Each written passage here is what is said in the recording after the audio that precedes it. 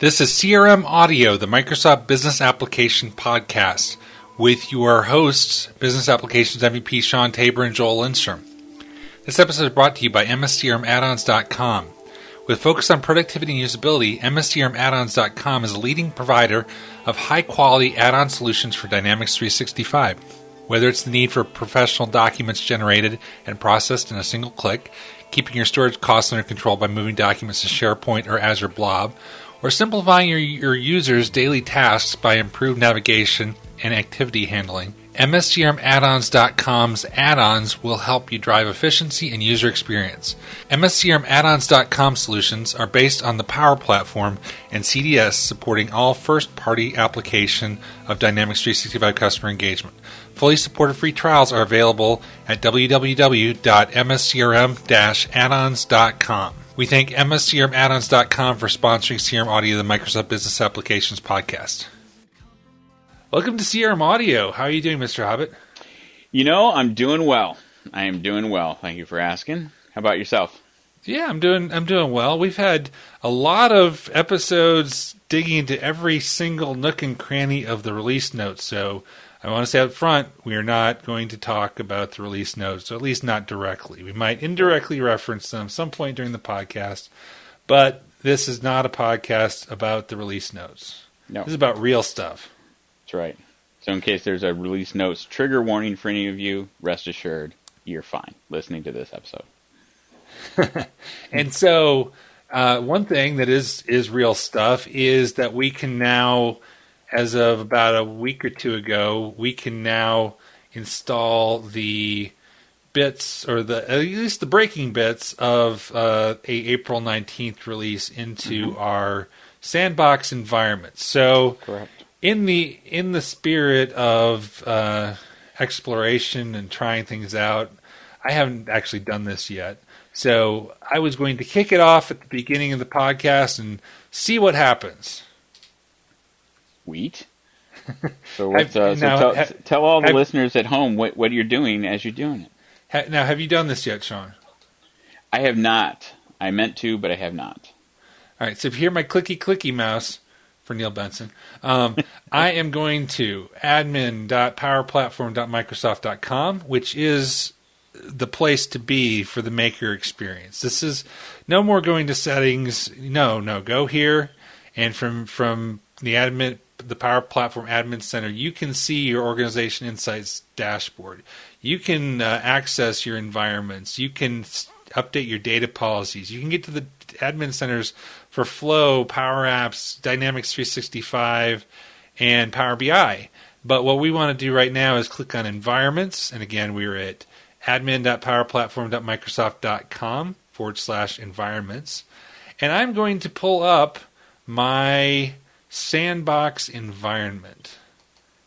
And what I'm going to do, when you click on the environment name, you will see, if you're looking at your screen, a section called Updates over on kind of the lower right corner, and it has a button that says Manage. Right now it says on version 9.1.0.1856.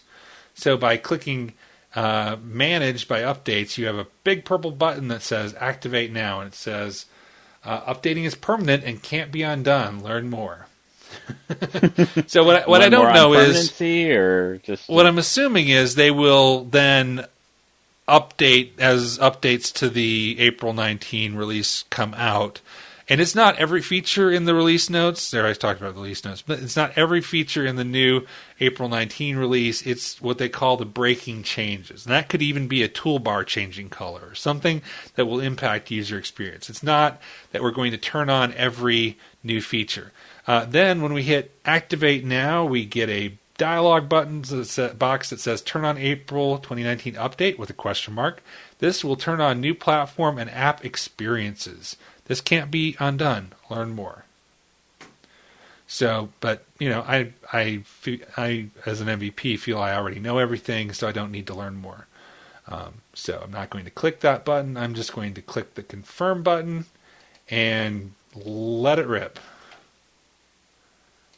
All right, so hit Confirm. All right, we are now going, and the purple thing is spinning, so we'll come back to this later in the podcast. Sweet. So I hear you are about to take your next certification exam. I am. I'm exploring new challenges. You're a brave man, because I learned the painful lesson that if you announce you're going to take a certification and you don't pass it, sometimes people remember that.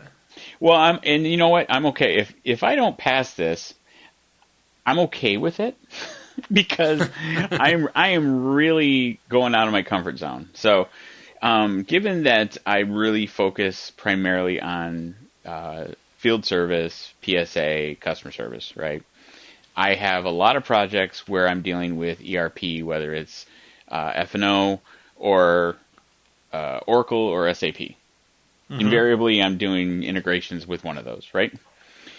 So what I wanted to do is I wanted to get a little deeper in the supply chain aspects between ERP and field service. And I thought, well, what better way to do that than try to get the distribution and trade certification for F&O. Okay. So that's what I'm doing. It's scheduled for March 15th, right before MVP Summit. So if I fail, I will be ridiculed immensely by all that is in attendance. But if I pass, then hey, I'm a rock star. So then you can be cool like William Dorrington. That's right. Well, I don't know if I'll be cool like him. He's pretty cool. He's pretty cool. So here's the question, though, or one of my questions is, why? It's because there's a lot when you're consulting on field service, for example. There's a lot of nuance outside of the standard work order, dispatching work, schedule board, incident types. There's a lot more outside of that to that customer, right? Okay. And having the ability to communicate in reference to their supply chain when you're talking about field service, I think really gives that customer a better sense of comfort that you're not just trying to shove an application into their system. You're really thinking more about the broader picture, right? And also looking deeper, once you get field service installed, then you're looking at, okay, how can we IoT enable devices so that we can have predictive maintenance, which then can help improve product planning and in your supply chain, right? So getting a little deeper. I'm not saying I'm going to be an F&O expert. I'm not saying I'm going to implement F&O because I don't think that's the case. I don't see myself doing that. But by having a little bit more knowledge, I think is going to help me be able to articulate that better. It's going to help me understand opportunities at that customer site a little bit better, and it'll also help me talk with other vendors or other partners that are maybe working with F&O that I might need to interact with. So, but accounting is boring, Shawn. Oh yeah, it is. Oh sure, it is. But it's kind of it's a little bit exciting to me just to see if I can do it too. Because that'd be a kind of cool thing. Explain to me, I guess, the point of view, meaning what I mean by that is when you study for your certifications for customer engagement, a lot of it is how to configure the system, whereas what I've seen of F&O, it's not as much of a configuration type thing. So what are you learning? Are you mainly learning how the core processes work? Yeah, it's a lot of process stuff. So like, to do this, what do you have to do first, kind of stuff? What module are you using? What type of data needs to be entered? If you do X, how does that impact another module? Right. So like if you do a transfer order from one warehouse to another and you don't document properly, what impact does that have to product planning, for example? So yeah. it's just that it is process stuff.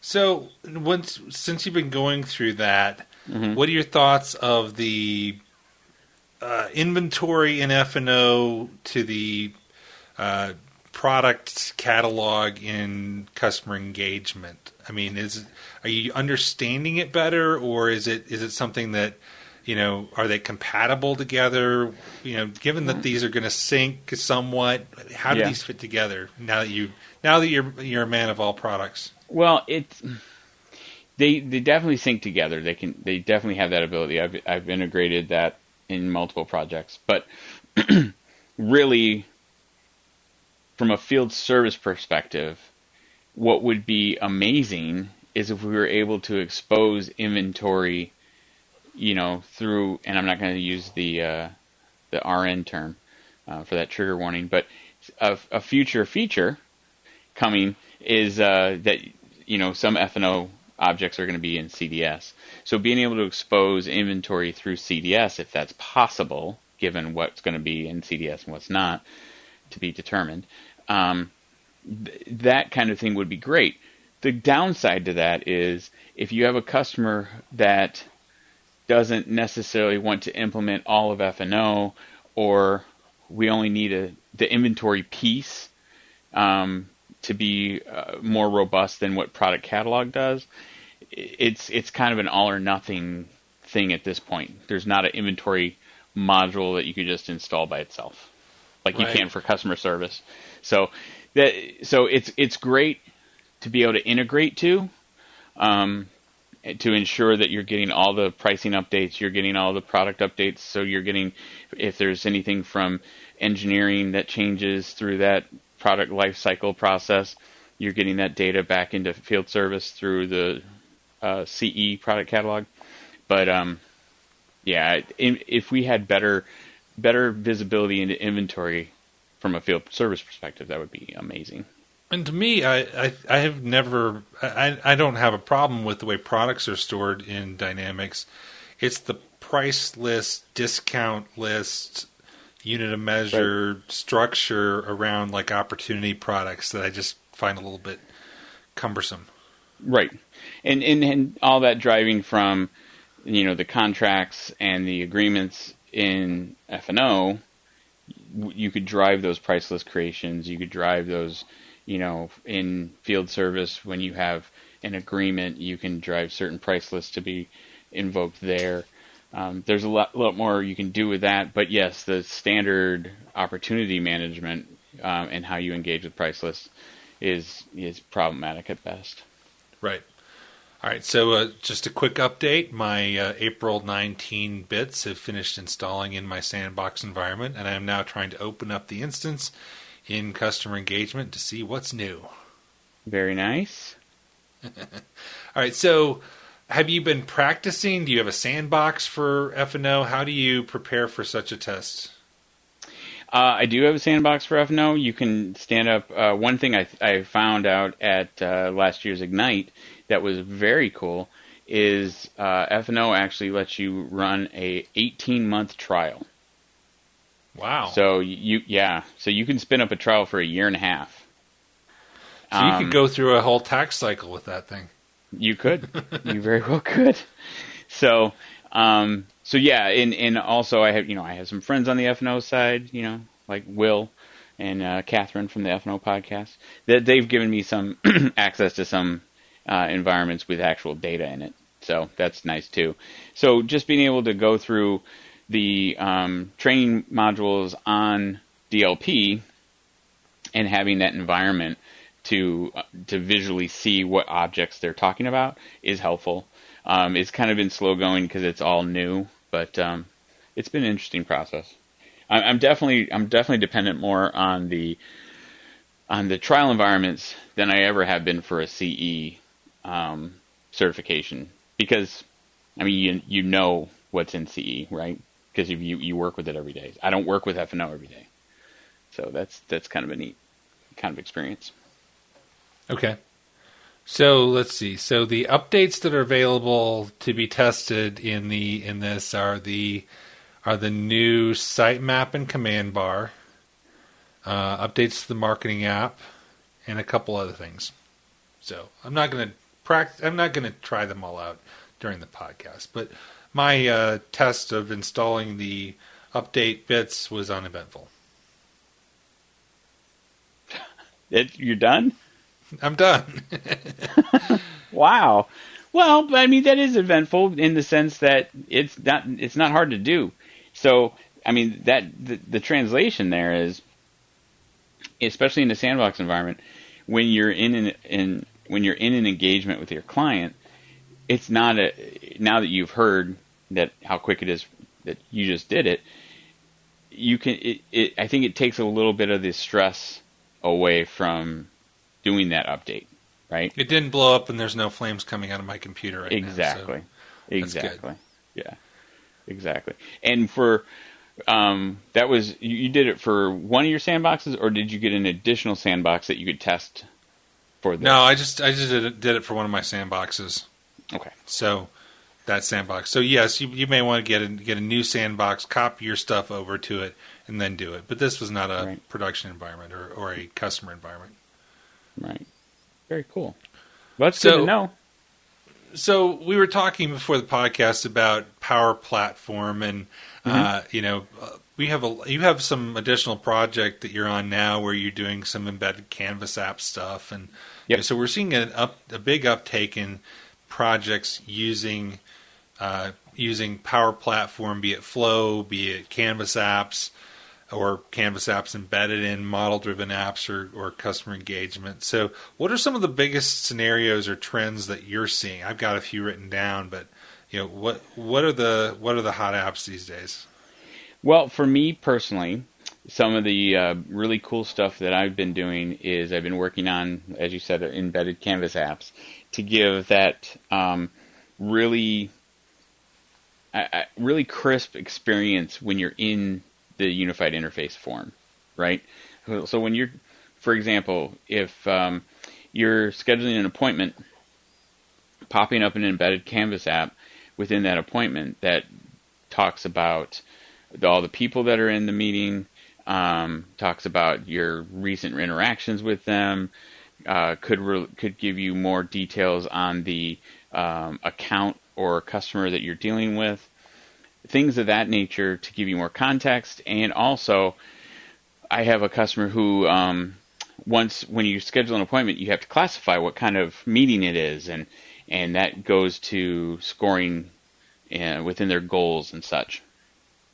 So having controls within the Canvas app to be able to enter that information, and then in the background fire off those commands via Flow to create those objects, makes it so much easier, so that you can even do it on mobile device, right? So I'm doing my normal creation of an appointment, but I'm also doing these other things. It makes it so much easier, so much more seamless. So I'm excited about that.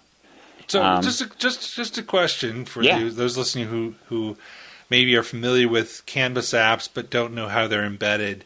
High level, how are you embedding a Canvas app inside of CRM? The Canvas app, you're embedding it in the normal. It's a lot like when you embedded a iframe. It's a control, just like any web resource that you embed. So do you have to turn a preview feature on for that, or what? No, it's GA now. Okay. When I started it, you did, but it's GA now. You just add it like your normal control. Like the best analogy that I could give is an iframe. So when you add that, do you select from Canvas apps that you have in your instance? Yes. How do you pass the logic between them? So you said like on an appointment, you wanted to show related information or process related to that. How do you get the context of this is the appointment and pass that to your Canvas app? Well, we're still working on that, but the way that I'm working towards it is that I'm building the Canvas app to have that feed from Dynamics or CDS, to where it's pulling that information based on the appointment feature. So the Canvas app knows that it's going to be connected to an appointment, and it looks at the appointment that is in focus and pulls it in. But I'm still working on that. Haven't gotten it completely working yet. Well, be sure you report back when you do. I will indeed. It's in early stages, but I'm excited about the potential. Right. So, I mean, I have started doing it. I'm actually leading a webinar. I think you're participating with me. Yes, I am. In about Yes, 10 days. So I haven't built one for real customer, but what I understand is you add a basically a text field, and then you can pass like a record ID to it. Mm-hmm. And again, I'm still getting familiar with how you do it, but I'll put a link to the instructions in the podcast show notes. And then once you do that, then the other attributes on the form reference that GUID and can pull that information in. So, yeah, absolutely. And I think what I see as far as real world scenarios for the Power Platform is, number one, customer engagement, aka CRM. Mm-hmm. Arguably, if you're using App Designer, you're using the Power Platform because that's a model-driven app. Right. Add to that Flow, as of April-ish, will be at parity with asynchronous workflows, and some of the core system jobs are going to be now flows. Everybody's going to be using Power Platform. So there's what I think initially we're seeing as a partner for customer engagement, Dynamics 365, is PowerApps and Flows as extension of Dynamics deployments, but then there's a whole new set of scenarios that we traditionally hadn't done, which are more pure CDS, Canvas app, and Flow scenarios. Maybe a Flow to integrate two systems that have nothing to do with Dynamics or something, or building on top of Salesforce. Mm-hmm. And then the third category is makers, people that just want to, be empowered to, instead of churning out spreadsheets, to churn out Canvas apps. So I think those are kind of the three categories that I'm seeing of kind of the do-it-yourself. And I don't think we can ignore the makers, because that's what the Power Platform is driven to encourage makers. Right. But there's also more traditional business applications or extensions of them that are real world scenarios. And I'm seeing a lot of scenarios that, like contact scoring. I had another one come up this last week, which is the North American Do Not Call Registry provides a flat file, say once a month or something, of the numbers that you're not supposed to call. And so the thought was, how are we update a number? How do we make sure it's do not call? And sure, you could tie to some kind of a service and pay for it or something, but getting that list that's basically free for everybody, you could dump that in CDS, and then when a contact is updated, set do not call flag via Flow. Right, absolutely. There's a lot. I think that's one of the biggest challenges for folks that have been doing a lot of customer engagement work for years and years, right, is really trying to understand where that CDS play comes in.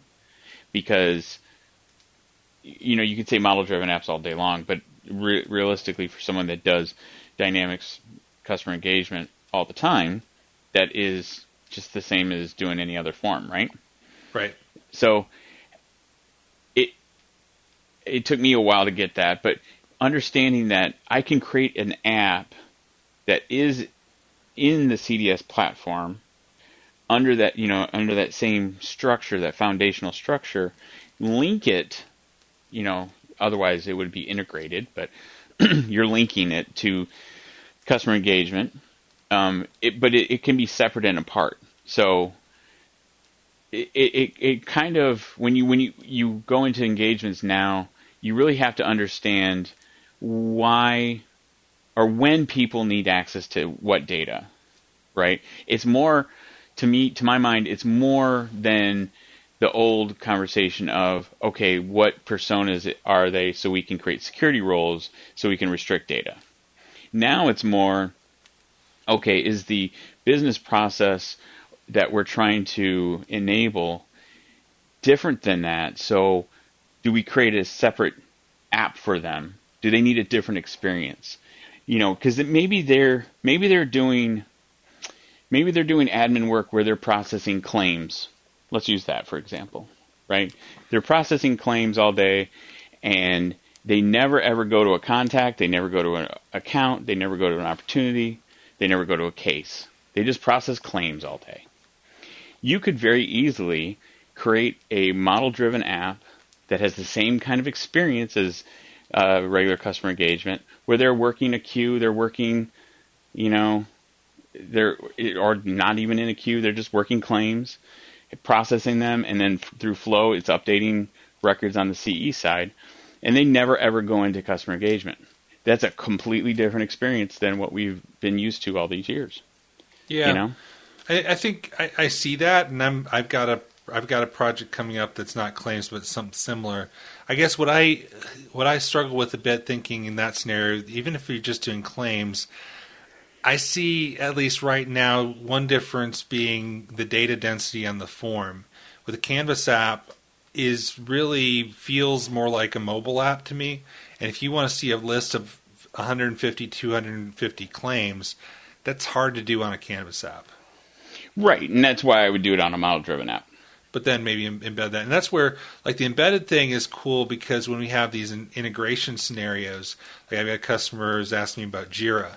Mm-hmm. And traditionally we would have written some kind of a custom connector or, synchronize the Jira issues with Dynamics. But there's a Power Platform connector, so I'm exploring, hey, let's do an embedded Canvas app with that. But on the Flow side, I think every deployment can use an approval flow. I haven't seen one yet that recently, since I've had approval flows on my mind anyway, where somebody somewhere doesn't need to approve something.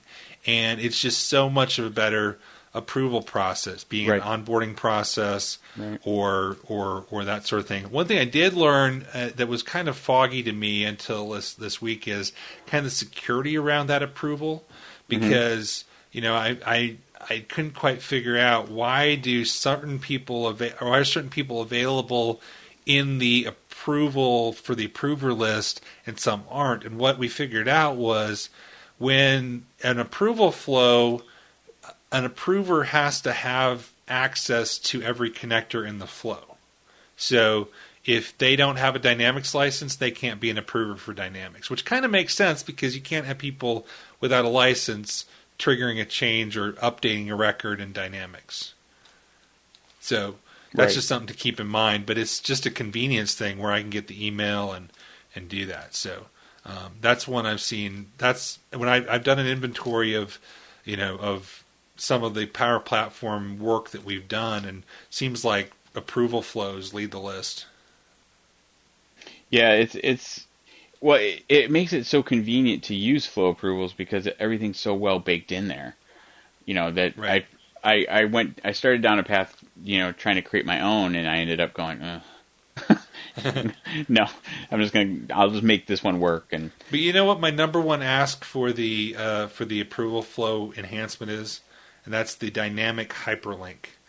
Because if you do a hyperlink, you have to kind of hard code in the environment URL. You can dynamically put in the ID, but if you move your flow between different environments, right now you've got to manually update it and make sure that the URL points to the right place. And you don't want to send people a link, an approval request for a record, and not have a link to it so they can see what the record is. Right. Especially if that approver has like a team member license where they only read access to that record, you don't want them trying to hunt through and trying to find what they can and cannot see.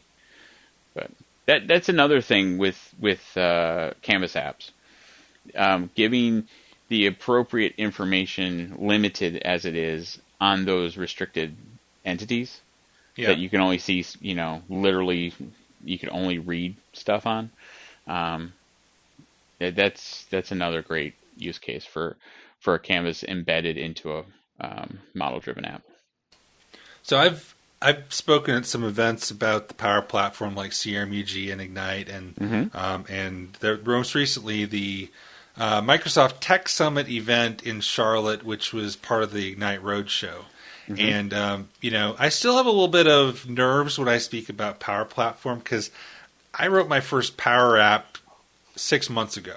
Yep. So I'm still a PowerApps baby. So I'm always nervous. There's going to be, somebody in the crowd who stumps me with something, but I haven't found that person yet. Because everybody in the audience is also PowerApps babies. But what happened this last event was people kept asking me about SharePoint. It's like, I don't know anything about SharePoint. Ask me about PowerApps. I don't know what you can do with SharePoint lists. I don't know. Yeah. Is anybody else here know SharePoint? What it's doing is it's really bringing together groups of people that, normally wouldn't talk about what they do unless they absolutely had to. Right? Right. Like if I'm doing a custom login screen to SharePoint and I have some, super complex workflow that I have to create, or, I have to do something with the security model in SharePoint, that kind of thing, then I'm going to talk to a SharePoint guy or person, right? But otherwise, I'm not going to worry about SharePoint. I'm just going to do the standard document setup like you would in CE for SharePoint, and that's that. But now, SharePoint, we're the super PowerApps babies, right? Because that's where it all started, right? Right. So when we're doing these cool things in PowerApps, they're like, oh yeah, how can we do that too? Oh, I don't know. I got nothing for you. So I can appreciate that. I can appreciate that. So speaking of flow, probably the thing, and this is not the release notes, but I'm referring to the PowerApps blog from last week, where Steven Siliciano talked about the advanced condition builder. This is something I'm looking forward to. Where right now, when you build conditions, you basically have limited options. You use basically OData queries in conditions. Yes. We're going to have the advanced condition builder, and this to me is a game changer to make multi-line conditional queries much more easy. And again, I haven't used it yet, but you can have multiple rows. It looks much more like Advanced Find. Nice. I like that. Yeah. So and for our friends in SharePoint, there's the new SharePoint Remind Me feature. So and anyway. I love the first sentence in that section in the blog article for SharePoint Remind Me. Personal productivity is essential to teamwork. Why, yes, it is. He said, if you don't have much productivity, yeah, you're not going to be great at teamwork then. Yeah. Right. So, although you could be unproductive and bring the team cookies or something. Yeah, well, that's true. I've done that once or twice. Sure. Then they might not like to work with you, but they'll like your cookies. Right. Exactly. Okay, and we also have on the PowerApps blog Save Data and Load Data Unleashed, where we're getting better capabilities to save and load local device data. So it's an offline option. It's not a perfect offline option, but if you think every little app needing to connect to the cloud or the CDS or SharePoint or OneDrive, there's been times that I've wanted to build simple apps that I could go to the App Store and download something, but I don't know who's tracking me with it, so why don't I just build a simple app? And if I could have something that just works with local data, just for something simple, or at least to get started before modeling it out in the CDS, I think that'd be a good thing. And how would that also help? I mean, since it's local data, I assume you don't have to be online to access it. Yeah, that's what local data means, Shawn. Well, I learned long ago, don't ever assume that, because Yeah, I've been burned. Let's just say that. So let's see. So Canvas apps save data and load data functions are now only limited by the amount of available memory and local storage on a device.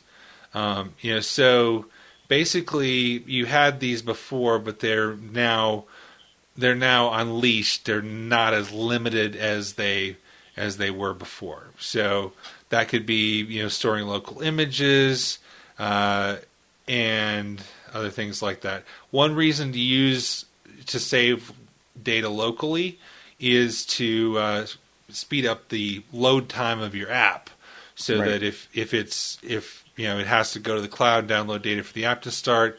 But if you're writing some data locally and then refreshing it once the user does something, you can enhance your performance. Very cool.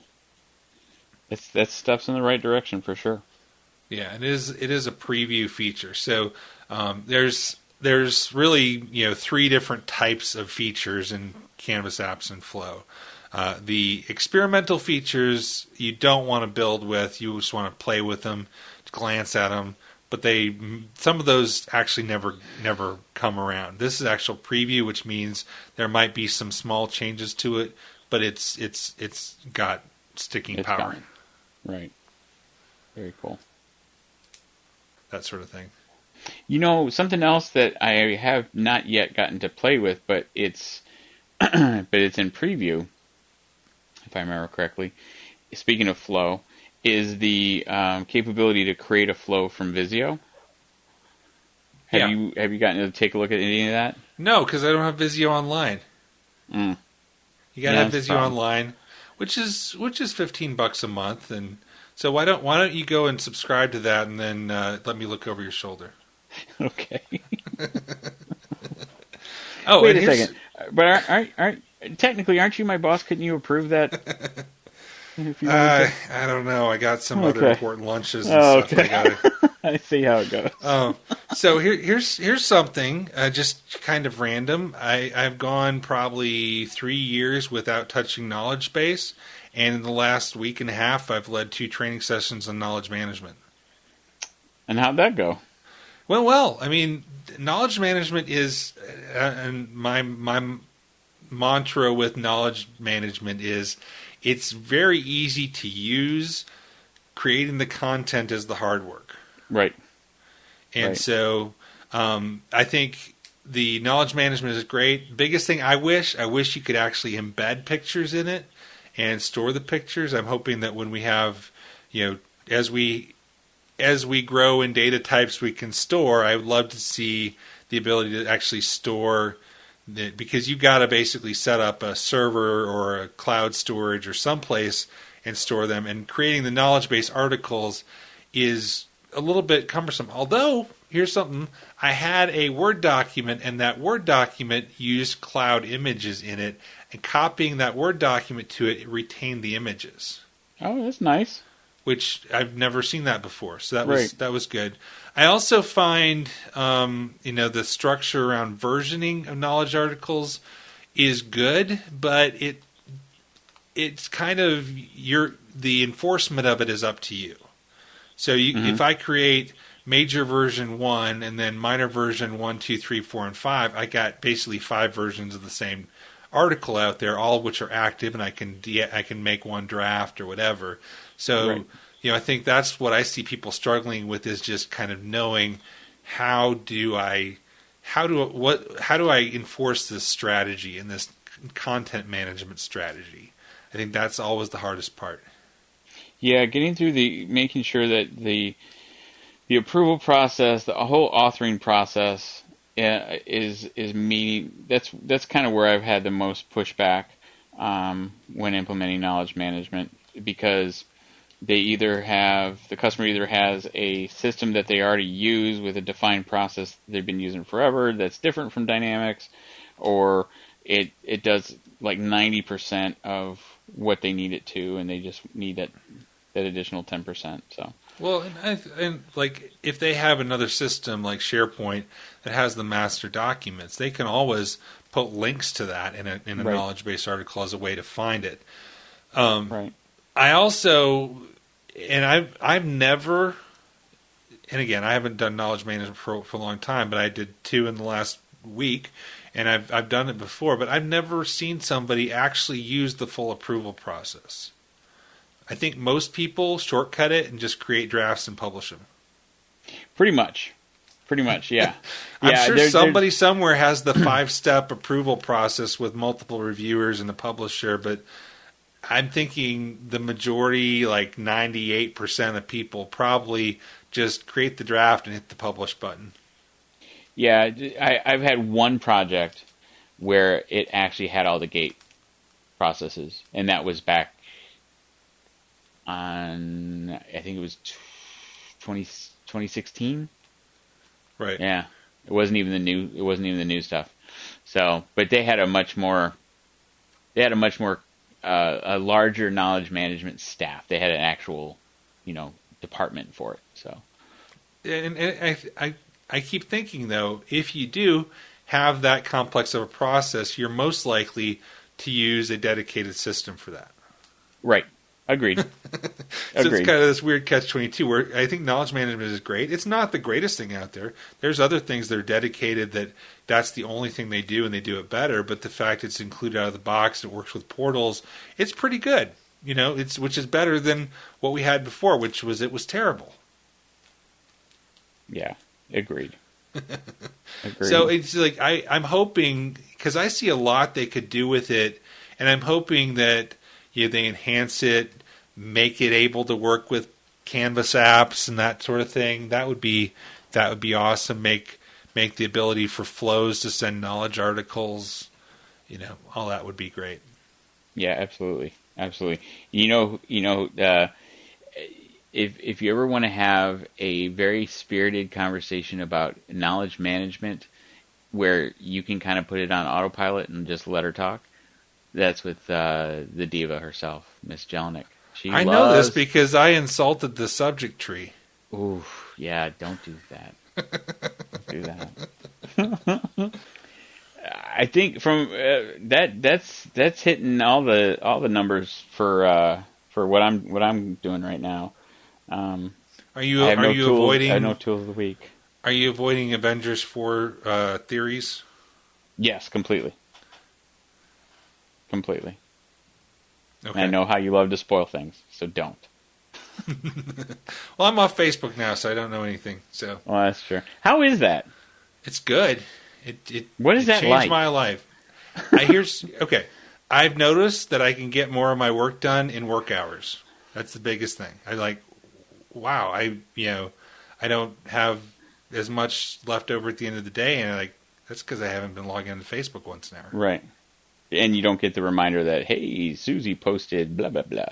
Yeah, and I don't feel like I need to be like, I don't go to a place like my recent trip with my family. I don't feel like the first thing I need to do is share a picture of it. Like, If I don't share this, it doesn't exist. Right. So the only thing you're on still is Twitter. And LinkedIn. Yeah, I don't count LinkedIn as a social network. Yeah. I mean, do you count that as a social network? Really? LinkedIn? Well, how do you define a social network? It's connection to people that you aren't like finding connections, sharing your thoughts, liking things, commenting on things. It has all the trappings of a social network. When I think social, though, I don't think work. Some people use LinkedIn for non-work reasons. Well, but I don't know. Generally, I'm not one of those people. It's a professional social network, and that's why I can control my interaction with LinkedIn, because it's not so appealing that I have to go on there where Facebook, I couldn't go for an hour without checking it. So right, yeah, I get you. Interesting.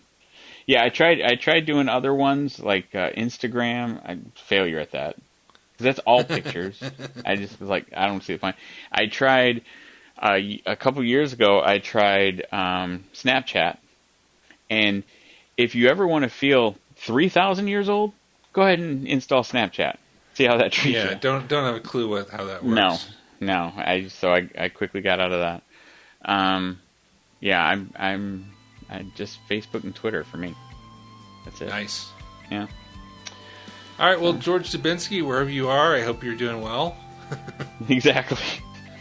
Hope you're getting good rest. This has been CRM Audio, the Dynamics 365 podcast. Send us your feedback at voice@crm.audio. Check out our other shows at crm.audio or subscribe on iTunes, Google Play, Spotify, Stitcher, TuneIn, and any place else podcasts are offered. This podcast is a production of Dynamics Podcast, LLC.